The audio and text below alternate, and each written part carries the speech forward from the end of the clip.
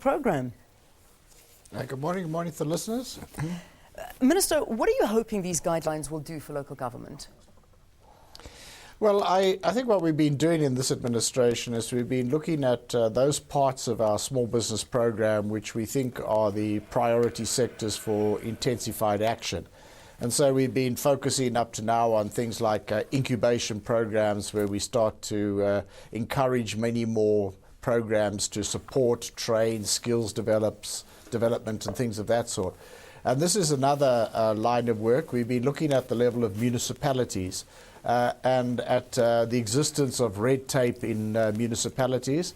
And we worked very closely, as we have to do, because we're not a department that has got a lot of presence at local government level. We've been working with the Department of Cooperative Government and Traditional Affairs and also with the South African Local Government Association. And we conducted a pilot project in a number of municipalities around the country.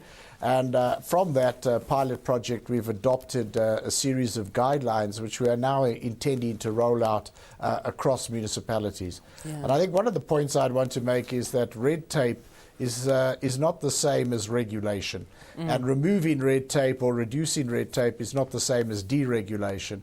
Very often, red tape can make regulation ineffective. So we're talking about where there is duplication, unnecessary information, long delays in giving answers to people, the existence of unnecessary regulation, inflexible regulation, and all of those kinds of things. And I think there's plenty of examples that we have uncovered, not just at local government level, but also including local government level. So we have been partnering with our sister departments and with SALGA to try to see if we can reduce some of this in the interests of small business development. Let's really make this real for the viewer. What does it mean for the ordinary citizen?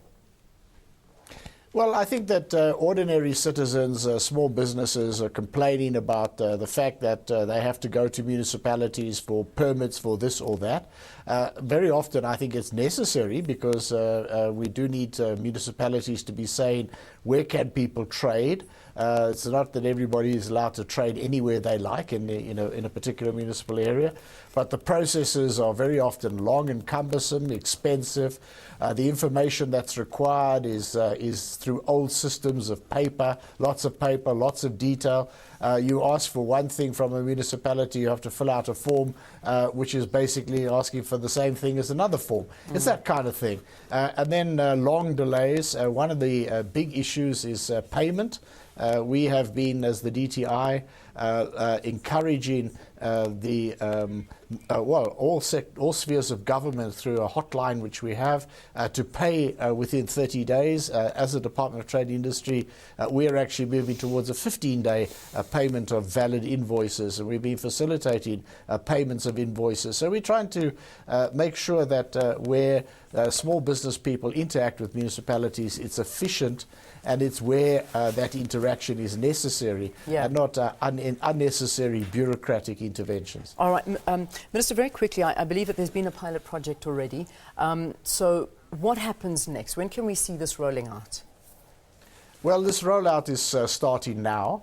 The guidelines, by the way, were also developed with a lot of input from business people. There are indications to municipalities as to how these guidelines could be implemented, and we'll be working with them. Some of it is a mindset.